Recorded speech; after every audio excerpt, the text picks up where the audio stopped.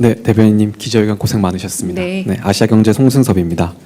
오늘 대통령께서 기자회견 중에 대주주 양도세 문제 언급을 하실 때 원안을 고집할 필요가 없다 하시면서 국회 논의에 맡기도록 할 생각이다 이렇게 말씀을 주셨는데요.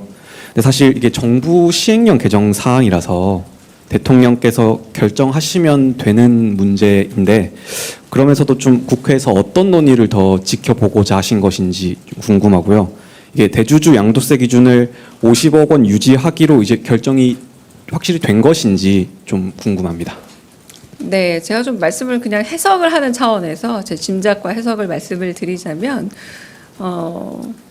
어떤 좋은 제도나 어떤 좋은 세제가 있더라도 여러 부분에 있어서 국민적인 요구와 그리고 받아들일 준비 그리고 오해의 소지가 있다면 굳이 서두르지 않아도 된다라고 생각을 하십니다. 아까 말씀의 맥락을 들어보자면 종목별 50억, 10억 이 기준이라는 거지 총액 기준이 아니다라는 말씀도 하셨잖아요. 그러니까 어떤 한 특별한 종목에 대한 10억 과세를 이야기 원래 했었으나 이 부분에 대해서 국민적인 오해와 저항이 있는 것 같다.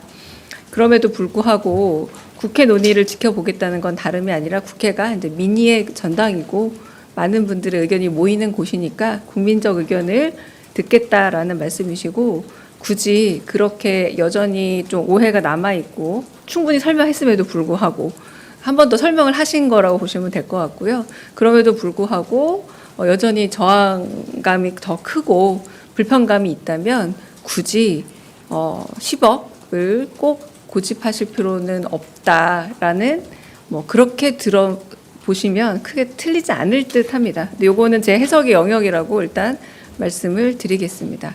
아까 대부분 속보들이 나온 방향들도 그 방향으로 나온 것 같더라고요. 네. 네. 네, 저 TV조선의 최민식입니다.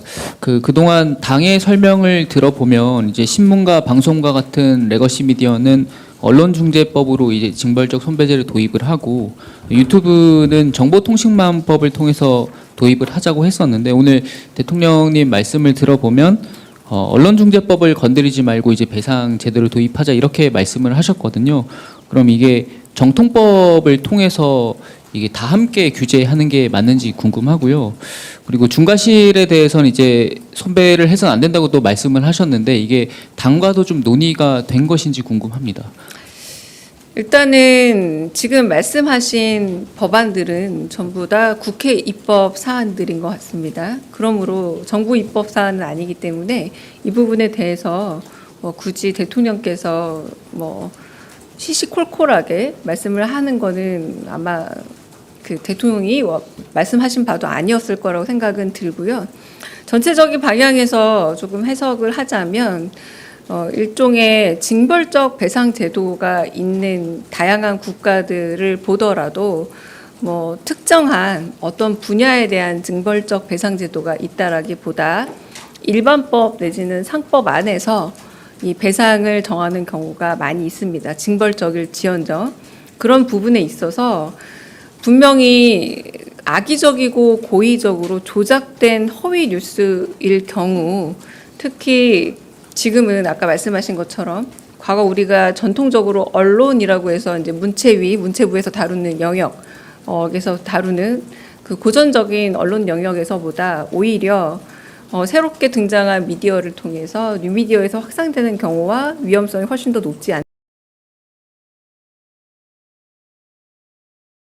않느냐라고 말씀을 하셨던 거고 그런 부분에서 큰 뜻을 말씀을 다시 드리자면 어쨌든 누군가에게 고의적으로 해를 미치는 행위에 대해서는 징벌적 배상이 가능하지만 그것이 반드시 언론중재법이라는 작은 법 안에서만 해당되는 일은 아니다라는 게 좀 뜻에 가깝다고 보입니다.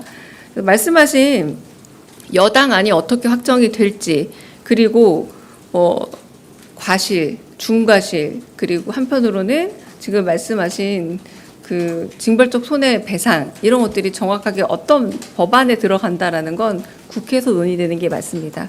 그리고 대통령은 이 부분에 있어서 혹시라도 언론만을 염두에 두고 이 법안이 만들어지고 있다라는 것에 대한 오해는 없었으면 좋겠다라는 그런 의사를 표현하셨다고 보면 될 듯합니다. 네.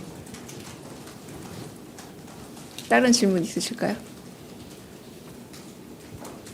네, 다른 질문 없으시면 여기 마치고요.